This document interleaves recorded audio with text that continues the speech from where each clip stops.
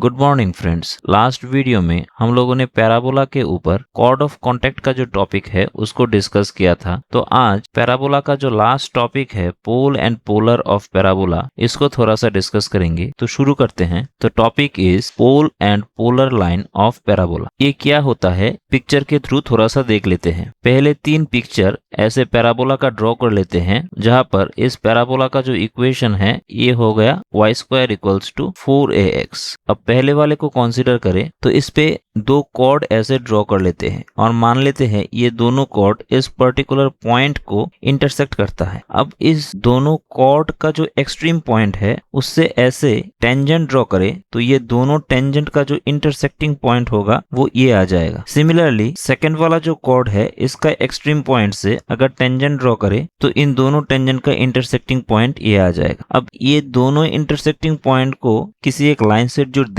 तो ये जो पर्टिकुलर लाइन होगा इसको हम लोग इस पैराबोला का पोलर लाइन बोलेंगे। मतलब ये जो लाइन आया ये है क्या? ये टेंजेंट का जो इंटरसेक्टिंग पॉइंट है उसका लोकस है। एंड इन दैट केस ये जो पर्टिकुलर पॉइंट होगा उसको हम लोग इस पैराबोला का पोल बोलेंगे। सिमिलरली सेकंड केस को कंसीडर करें। यहाँ पर 2 कॉर्ड ऐसे ड्रॉ कर लेते हैं। मान लेते हैं ये दोनों कॉर्ड एक दूसरे को बाउंड्री में टच करता है। अब ये दोनों कॉर्ड का जो एक्सट्रीम पॉइंट है उन एक्सट्रीम पॉइंट से टेंजेंट ड्रॉ करें तो देखिए यहाँ से ऐसे 2 टेंजेंट फर्स्ट कॉर्ड के 2 एक्सट्रीम पॉइंट से एंड सेकंड कॉर्ड की 2 एक्सट्रीम पॉइंट से ये दोनों टेंजेंट हम लोगों ने ड्रॉ किया। अब ये दोनों टेंजेंट का जो इंटरसेक्टिंग पॉइंट है एक है ये वाला एंड दूसरा है ये वाला, और इन दोनों को अगर हम जुड़ दे तो ये टेंजेंट ही पैराबोला का पोलर लाइन हो जाएगा। एट इन दैट केस ये जो पर्टिकुलर पॉइंट होगा इसको हम लोग इस पैराबोला का पोल एंड दिस लाइन को हम लोग पैराबोला का पोलर बोलेंगे। थर्ड केस में पैराबोला के बाहर की कोई एक पॉइंट से अगर हम लोग इस पर सीकेंट ड्रॉ करें तब भी यहाँ पर ऐसे कॉर्ड क्रिएट होगा। इन दोनों कॉर्ड का जो एक्सट्रीम पॉइंट है इन दोनों एक्सट्रीम पॉइंट से अगर हम टेंजेंट ड्रॉ करें तो देखिए ऐसे टेंजेंट ड्रॉ होता है और इसका इंटरसेक्टिंग पॉइंट हो जाता है ये वाला। सिमिलरली सेकंड जो कॉर्ड है इसके एक्सट्रीम पॉइंट से अगर हम टेंजेंट ड्रॉ करें तो उन दोनों का इंटरसेक्टिंग पॉइंट हो जाता है ये वाला। अब ये दोनों इंटरसेक्टिंग पॉइंट को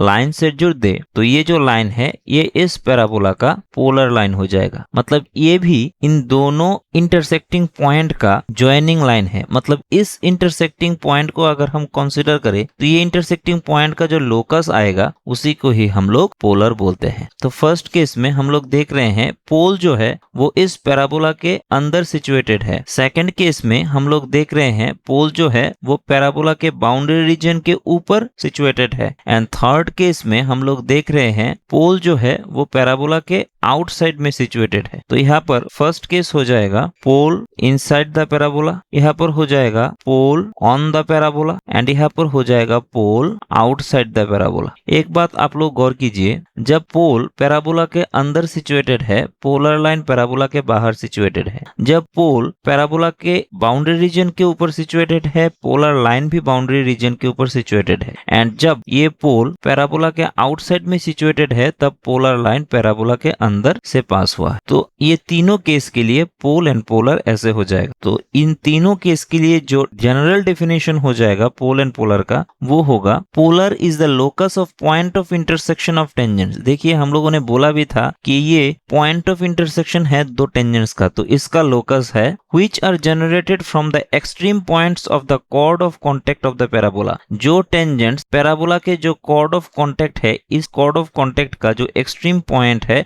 वहां से ये दोनों टेंजेंट्स जनरेटेड हुआ है। which chord of contact are passes through the fixed point। and ये जो chord of contacts है यहाँ पर हम लोगों ने सिर्फ 2 chord of contact यहाँ पर ड्रॉ किया। कोई एक पर्टिकुलर पॉइंट से infinite number of chord of contact draw हो सकता है और infinite number of chord of contact के लिए infinite number of intersecting point of tangent हम लोग पाएंगे। और इन सब को जब हम लोग एक के साथ दूसरे को जुड़ देंगे तब ये पोलर लाइन हम लोग पा जाएंगे। तो बोला गया है which chord of contact contact passes through the fixed point, देखिए यहाँ पर फिक्स्ड पॉइंट, ये फिक्स्ड पॉइंट, ये फिक्स्ड पॉइंट से ये कॉर्ड ऑफ कॉन्टेक्ट पास हुआ है। This fixed point is called pole of the parabola. तो आशा करता हूँ पोल एंड पोलर का जो कॉन्सेप्ट है ये आप लोगों को अच्छी तरह से समझ आया होगा। नाउ पैराबोला में इस पोलर लाइन का इक्वेशन क्या होगा ये थोड़ा सा देख लेते हैं। So equation of polar line in parabola is what. तो इसके लिए पहले पिक्चर ले लेते हैं। पोलर लाइन के डेफिनेशन से हम लोग जानते हैं कि ये टेंजेंट का जो इंटरसेक्टिंग पॉइंट है उस पॉइंट का जो लोकस आएगा वो ही हो जाएगा इस पोलर लाइन का इक्वेशन। तो मान लेते हैं ये इंटरसेक्टिंग पॉइंट का कोऑर्डिनेट है h,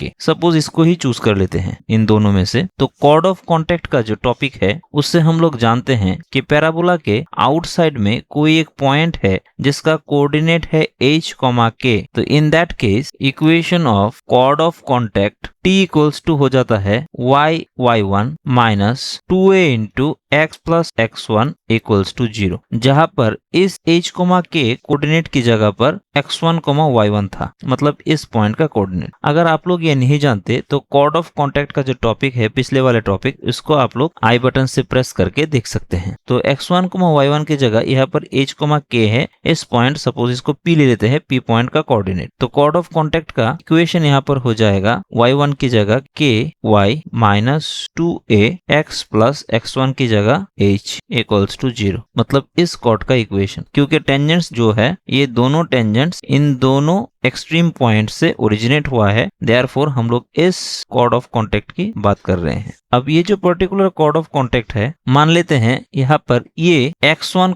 y1 इस पॉइंट से पास करता है एंड इस पॉइंट को हम लोग q से डिनोट कर देते हैं, इस पर्टिकुलर पॉइंट को। तो सिंस ये जो कॉर्ड ऑफ कॉन्टेक्ट है t इक्वल्स टू 0 इस पर्टिकुलर पॉइंट से पास करता है, तो इस पॉइंट का कोऑर्डिनेट हम लोग इस इक्वेशन पर बिठा दे तो ये मस्ट भी सेटिस्फाई करेगा। तो लिख लेते हैं since t equals to 0, chord of contact passes through the point q जिसका कोऑर्डिनेट है x1, y1। देयरफॉर हम लोग इस q पॉइंट का कोऑर्डिनेट इस इक्वेशन 1 पर बिठा देते हैं, तो हो जाएगा k इंटू y की जगह पर y1 minus 2a and x की जगह पर x1 plus h equals to 0। अब एक बात आप लोग गौर कीजिएगा, यहाँ पर जो y1 है ये भी एक फिक्स्ड है, a जो है वो भी फिक्स्ड है, x1 जो है वो भी फिक्स्ड है। तो यहाँ से अगर हर एक वैल्यू फिक्स्ड है तो p पॉइंट का लोकस निकालने के लिए लोकस ऑफ पॉइंट p हम लोग k को y से रिप्लेस कर देते हैं एंड h को x से रिप्लेस कर देते हैं। देयरफॉर ये हो जाएगा